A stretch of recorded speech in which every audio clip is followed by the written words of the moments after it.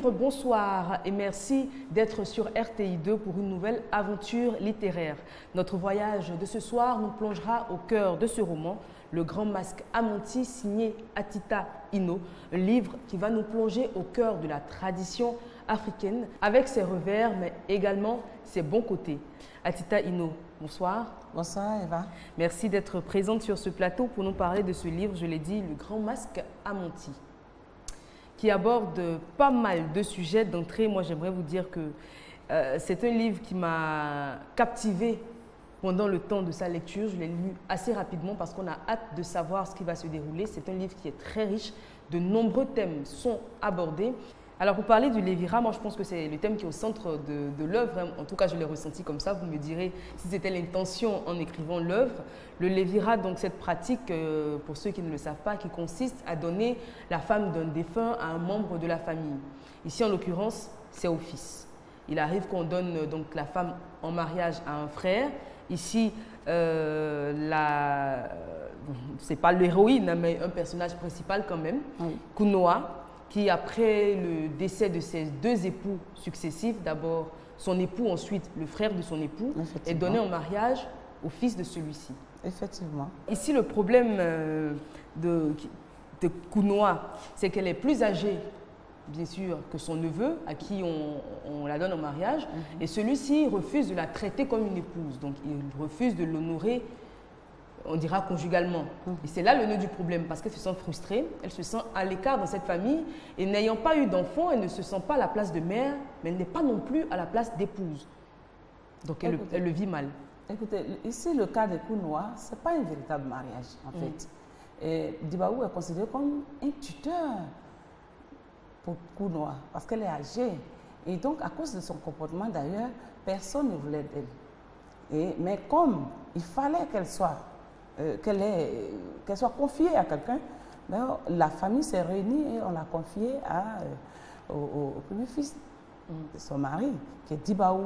Et donc, Dibaou est considéré comme son tuteur, un mari tuteur.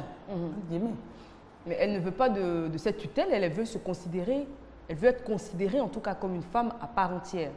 Justement, elle ne veut pas de cette situation ambiguë parce qu'elle est âgée et donc elle réclame sa place d'épouse véritable. Une autre tradition que Dibaou va honorer, c'est la femme de cœur et la maîtresse de maison. Oui. Vous allez nous faire la différence entre les deux parce qu'il a deux femmes. Oui, il a deux femmes. La femme de cœur, la maîtresse de maison. La maîtresse de maison, c'est la première épouse. C'est celle-là même qui a été donnée à Dibaou par la famille. C'est elle qui est les yeux de la famille. Et après elle vient la maîtresse de cœur. Et la femme de cœur.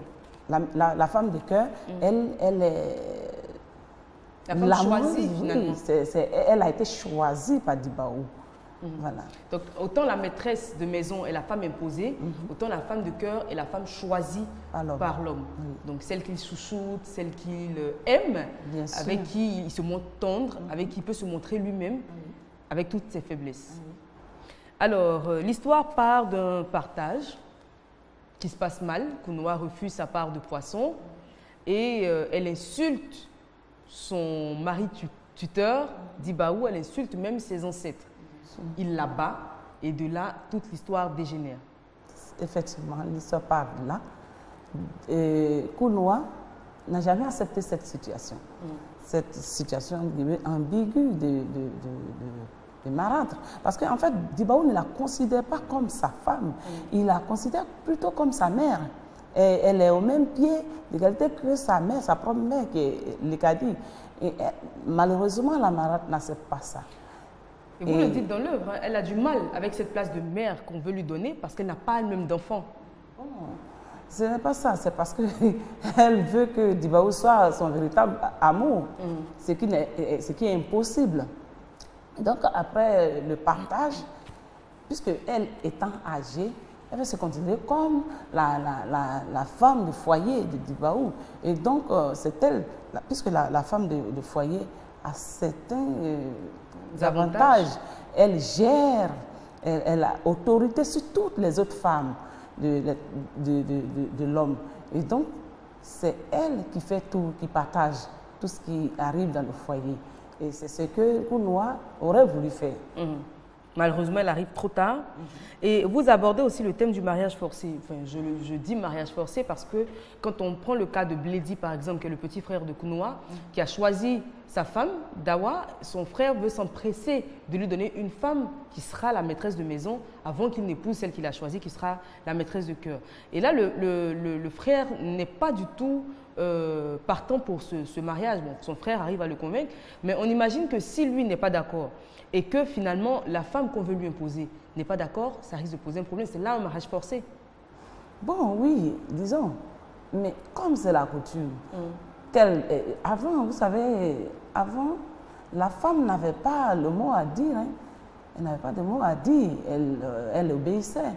Tout ce qu'on on lui disait. Et donc, qu'elle soit d'accord ou pas, on lui donne un foyer. Là, c'est le mariage forcé, mais bon, c'était obligé.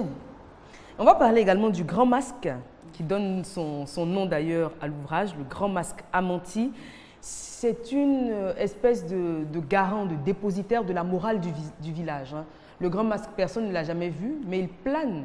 Son autorité plane sur le village, on l'invoque. Pour les naissances, on réclame sa protection, on implore son pardon. En tout cas, le Grand Masque est un peu Dieu dans le village. Bien sûr, le Grand Masque représente Dieu dans la communauté Pawebo.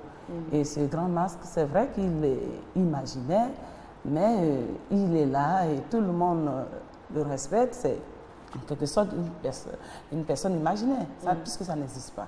Mais ce sont des balises qu'ont mis la communauté pour que tout le monde soit au pas. Alors finalement, le bon côté, vous l'avez dit, hein, ça permet de faire la police, ça permet à la société de vivre dans une certaine cohésion. Mais il y a également le revers, puisque c'est toute une histoire de sorcellerie derrière. Et on est au cœur de la sorcellerie dans le livre. Hein. Il y a des scènes qui sont bien évidemment, j'imagine, fictives, hein, comment ils se déplacent en sorcellerie et tout. Mais c'est tellement bien décrit qu'on se pose la question de savoir est-ce que vous n'avez pas vu ça dans vos rêves? Comment est-ce que vous avez eu l'intuition et l'imagination pour décrire toutes ces scènes et ces endroits? Ça a été, vous savez, les scènes que j'ai décrites et les lieux que j'ai décrits, vous savez aussi bien que moi que les femmes n'ont pas accès à ces lieux. Et donc, c'est vraiment imaginaire. Il y a également une autre tradition ou une coutume africaine, c'est le mort, le rite de dénonciation de l'assassin par le mort. C'est quelque chose qui existe, qui est quelquefois récrié parce qu'on se dit qu'il y a beaucoup de cinéma derrière et que quand on n'aime pas une personne ou qu'on lui veut du mal, on dirige volontairement le cercueil ou le corps vers la concession ou vers cette personne-là. Dans ce cas-là, c'est fait. Alors, vous, qu'est-ce que vous en pensez? Ben, je dis que, de toute façon, ce sont des choses qu'on ne comprend pas forcément. C'est donc un mystère dans tout ça, que qu'une dépouille porte plainte. C'est inimaginable. C'est inimaginable. Mais c'est ce qui s'est passé, effectivement. Alors, justement, et juste à présent, excusez-moi, ça se passe à un degré moindre. Mais on en voit partout dans la société traditionnelle, que ce soit en Côte d'Ivoire ou en dehors de la Côte d'Ivoire. Ça s'est fait. On a un Grand Masque qui dénonce les sorciers, qui a l'air de rendre une certaine justice, mais finalement, on se rend compte qu'il n'en est rien. Bon, c'est tout un mystère, comme je le disais, c'est de la sorcellerie.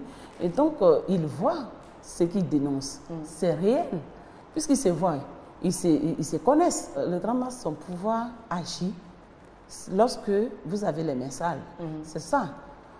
Les sorciers, ils ont effectivement fait les actes qu'on leur reproche. Donc, le pouvoir du masque agit forcément.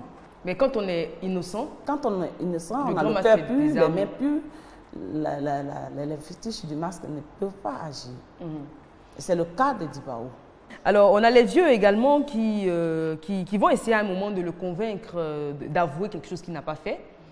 Ces vieux-là, il y en a un en particulier, moi, qui m'a, comment dire, attendri. C'est un vieux qui a vu Dibaou naître. Le vieux Clani? Le vieux Clani, qui l'a vu naître, qui l'a vu grandir, qui est très attaché à lui, mais en même temps qui est sorcier. Et donc, qui se retrouve entre deux feux. En deux feux et à devoir induire Dibaou en erreur. Et encore une fois, et je vais en profiter pour revenir sur la femme de cœur, qu'on pourrait penser stupide, puisqu'elle n'est finalement que celle qui est aimée, celle qui est là pour rendre la vie agréable à son mari. Mais dans ce livre, Mamie, la femme de cœur, elle est très intelligente et c'est elle-même qui donne les meilleurs conseils à son époux. Effectivement, c'est le rôle d'une femme. Le rôle de la femme, c'est de veiller sur son époux. On aurait pu penser que c'était le rôle de la femme, de la maîtresse de maison. Bon, elle était plus proche de son mari. Et donc, elle veille sur ce mari-là. La preuve, elle lui a fait prendre 3 bonnes décisions. La première, c'est qu'elle elle lui a permis elle a obligé pratiquement Dibaou à demander pardon à Kounoua pour l'acte qu'il a posé. Et la seconde décision, oui, elle a demandé à Dibaou de prendre pour épouse Dawa, la veuve de son petit frère. Et la troisième décision, elle a pratiquement obligé, disons, soutenu Dibaou d'insister, de ne pas s'avouer vaincu. Et donc, c'est ce rôle-là que la femme de cœur joue. Alors, finalement, entre femmes de cœur, vous me direz ce que vous en pensez. Être femme de cœur ou maîtresse de maison, quelle est la position la plus enviable pour une femme? Non, mais chaque position a ses avantages. Et ses inconvénients? Oui, et ses inconvénients. Puisque les deux femmes sont complémentaires, en fait. La première épouse, les yeux de la famille. La seconde, l'amour de l'homme.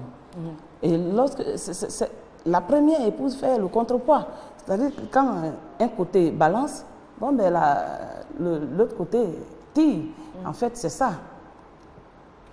Et pour revenir sur cette question de Lévira, parce que vous l'avez dit encore, Dibaou emmené à prendre comme épouse la promise, on va dire, de son frère qui est même enceinte.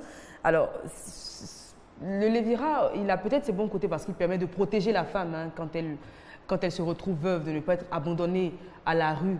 Elle a encore un foyer, elle a encore un mari qui s'occupe d'elle. Mais en même temps, le Lévira a pas mal de côtés pervers, notamment il a participé, on le dira, il faut se dire la vérité, à la propagation du VIH-Sida par exemple. Effectivement. Parce que quand un homme décède, qu'on ne sait pas de quoi il est décédé, s'il était séropositif, qu'il a contaminé sa femme, on la donne à un membre de la famille, il contamine son nouvel époux qui va lui-même contaminer ses autres femmes et c'est un drame. C'est ça. Le Lévira, comme vous le dites, a ses côtés positifs, ses côtés négatifs. Parce que vraiment, aller avec un homme que... Bon, en fait, le problème, c'est quoi? La veuve, c'est elle-même qui choisit. D'accord. C'est elle-même qui choisit. Donc, elle peut choisir quelqu'un qu'elle veut. Bon, par contre, elle peut choisir aussi, on peut lui imposer quelqu'un parce qu'il faut forcément qu'elle soit avec un homme, qu'elle ait un homme comme tuteur, pour ne pas qu'elle reste seule, pour ne pas qu'elle élève seule ses enfants s'il y a des enfants. Donc, il y a aussi des avantages. Donc, le côté négatif, comme vous l'avez dit, c'est la propagation des maladies, par exemple, entre guillemets. Si le défunt avait une maladie contagieuse, mais forcément, ça va se propager à l'entremise du nouveau mari. Alors, moi, j'ai sorti comme ça quelques thèmes qui me sont sautés aux yeux et puis que j'ai notés à la lecture de cette œuvre. Alors, quels sont les autres thèmes que vous vouliez poser face au public à travers cette œuvre? Les autres thèmes que vous vouliez développer? L'objectif que j'avais, c'est surtout de dire aux gens, voici ce qui se faisait avant. Voici comment nos parents vivaient avant. Mais avant, il faut le dénoncer ce qui n'était pas bon, et puis dire ce qui était bon. Et donc, une œuvre littéraire, comme vous le voyez, c'est pas une recette culinaire, excusez-moi, mais à chacun de déceler sa leçon. Et c'est ça l'objectif d'une œuvre littéraire. Une œuvre lue par 1000 personnes ne sera pas interprétée de la même manière Et chacun aura sa conclusion. Voilà. Alors, Dibaou, la personnalité de notre de notre héros ici, déjà, ce qui frappe aux yeux, c'est le courage, parce qu'il a traversé pas mal d'épreuves, il a été téméraire, il a eu à s'opposer à des instances que personne n'avait jamais défiées, et surtout, il est resté le même. Constant sur toute la ligne. Ce sont là les qualités que vous vouliez faire ressortir avec ce oui, ce les personnage. vertus, du courage, de l'amour, voilà, c'est ça. Alors, on va parler de la psychologie des différents acteurs. Hein. Mamie, par exemple, qui est la femme de cœur. Mamie, c'est une femme courageuse et elle dit ce qu'elle pense parce qu'elle n'a pas hésité à accompagner son mari et sincèrement, elle est fidèle. Voilà. Inédit, qui était la femme, la maîtresse de maison. Elle aussi, elle est fidèle. Elle a dit ce qu'elle pensait. Parce que ça aurait été quelqu'un d'autre, elle pouvait partir lorsque son mari a été banni. Bon, de peur peut-être, de peur d'être vue autrement, elle pouvait partir. Mais elle a dit ce qu'elle pensait, elle a dit qu'elle ne va pas. Et bon, finalement, elle était un peu plus virulente hein, dans les problèmes, elle n'allait pas dans le sens des autres, mais c'est tout à son honneur hein, de pouvoir dire ce qu'elle pense, même si elle sait qu'elle sera en opposition et en contradiction avec les gens qui l'entourent. Il y a Lekadi qui est la maman du clan. La maman, elle a toujours soutenu ses enfants parce qu'elle les connaissait. Et c'est le rôle de toute mère de soutenir ses enfants. Elle est allée jusqu'au bout. Mais face à l'injustice que son fils vivait, vraiment, elle a été obligée d'exploser. Oui, et ce sera fait. Et puis Kounoua, moi, finalement, qui m'inspire des sentiments contradictoires. Autant elle me ripile hein, par sa façon de parler, c'est une femme méchante, grossière, palabreuse et tout. Autant sa situation est peut-être compréhensible parce que elle est dans un, encore une fois, on en a parlé au début de l'émission, elle est dans un foyer, elle est mariée sans l'être vraiment, elle n'est pas libérée, d'autant plus qu'on apprendra après qu'elle avait un Allemand. Donc, elle avait quand même possibilité de se remarier, d'autant plus qu'elle est décrite comme une femme plutôt belle. Et donc, elle est dans une situation qui n'est pas forcément confortable pour elle. D'où la condition de la femme dans nos sociétés africaines, où la femme est considérée comme, vous me direz si je me trompe, un grand enfant à qui il faut forcément un tuteur. Bien sûr. Kounoua, c'est une femme frustrée. Elle est frustrée parce qu'elle-même, n'oublions pas que Kounoua est sorcière. Elle est sorcière et elle a toujours participé disons, au décès de ses différents maris. Et donc, tout le monde la connaît en tant que telle. Donc, personne n'ose prendre le risque de la mettre chez lui. Et donc, bon, elle est frustrée. Elle est frustrée. Non seulement elle n'a pas d'enfant, mais personne ne l'aime à cause de son comportement. Bon, et pour se faire entendre, elle est obligée chaque fois de crier. Voilà. Et elle crie, elle est, je l'ai dit, très grossière, cette dame. Alors, Atita Ino, on va revenir sur le Grand Masque hein, qui occupe une place très importante dans ce livre. Déjà, il y a une hiérarchie de masques. Il existe différents masques avant d'arriver au Grand Masque. Effectivement, il y a une hiérarchie des masques. Il y a d'abord les masques guerriers ou les masques de forêt qui règnent sur les villages. Et il y a les masques qui sont sous l'autorité des masques de clans. Là, ces masques de clans règnent sur des clans ou des tribus. Ensuite, il y a le grand masque qui est l'autorité suprême. Et l'autorité suprême donc, qui est chargée de réguler tout ça n'existe pas. Voilà. Et il n'y a que les initiés qui le savent. Mais tout le monde le craint. Encore une fois, on l'a dit, il y a ses bons côtés. Hein, parce que ça permet aux populations d'avoir une certaine correction par peur d'être châtiées par le grand masque. Mais finalement, quand on va aller par du début, quand Bledi décède, le petit frère donc, de notre héros d'Ibaou, quand il décède, il porte son cas devant les instances des masques et demande réparation. Donc les masques sont obligés de se rendre au village pour venir régler ce litige. Effectivement. Les masques a pour rôle de dire la vérité. Seulement dans ce cas, dans le cas du grand masque, le masque de clan a été envoyé par le grand masque, a dit une vérité, en fait, a dit quelque chose qui est mensonge. Parce que il y avait anguille sous roche. Le porteur de masque était l'amant de Kounoua, la véritable meurtrière. Et voilà, donc le grand masque ne pouvait que confirmer ce que le masque de clan a dit, puisqu'il est l'envoyé du grand masque. Voilà. Alors, quand le grand masque se rend compte qu'effectivement il y a une injustice, on pourrait se dire qu'il cherche à la réparer. Mais pour sauver les apparences et garder son autorité de grand masque, il décide d'entériner ce mensonge-là et puis d'affronter Dibaou qui finalement a la vérité pour lui. Bien sûr, il ne pouvait plus se dédier. Il ne pouvait plus se dédier, puisque le masque, on suppose, tout le monde sait que le grand masque, c'est celui-là même qui voit tout, qui dit la vérité. Et donc, il ne pouvait plus se dédier. Il ne pouvait que confirmer ce que le masque de clan a dit. Au cours d'une de ces cérémonies, il y a cette potion de vérité, on dira finalement, qui est censée être, qui est bu par le mis en cause, qu'il rend quand il est innocent et qui est censé lui créer des douleurs terribles quand il est coupable. Et là, on se rend compte qu'encore une fois, ce n'est que manipulation. Et que ça existe dans nos différentes sociétés, sous différentes appellations. Il y a toujours comme ça dans nos villages ou dans nos régions, ces sérums de vérité là que les gens sont menés à consommer ou par d'autres tests pour savoir si un tel est voleur ou s'il est adultère, etc. Mais finalement, on se rend compte que c'est la manipulation. Mais justement, la manipulation, ce sont des aberrations qui étaient faites dans nos villages. Quand on n'aime pas la tête de quelqu'un, bon, ben, on lui fait boire de ces potions, de ces mixtures empoisonnées pour le détruire. Malheureusement, dans le cas du grand masque, Dibaou a été plus malin que le grand masque lui-même. Il a été beaucoup plus malin, vous saurez pourquoi. Et on se rend compte là que le grand masque n'existait vraiment pas, que c'était des hommes qui étaient derrière, parce qu'ils ont montré donc leurs limites.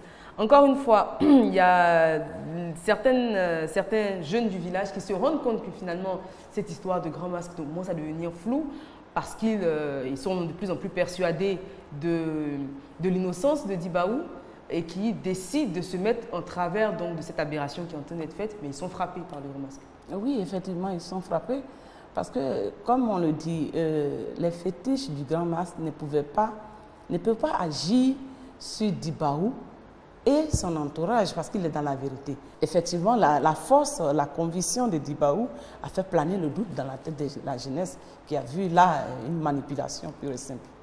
Alors finalement, s'il n'y avait qu'une seule leçon à retirer de cette œuvre, est-ce que ce ne serait pas de rester constant, surtout quand on sait qu'on est dans la vérité? Parce que finalement, c'est ce qui sauve Dibaou. Il reçoit des conseils lui disant d'avouer quelque chose qu'il n'a pas fait. Il est même prêt à le faire quand sa femme de cœur l'interpelle et lui dit non, tu sais que tu es innocent, reste sur ta version parce que de toute façon ce n'est que la vérité.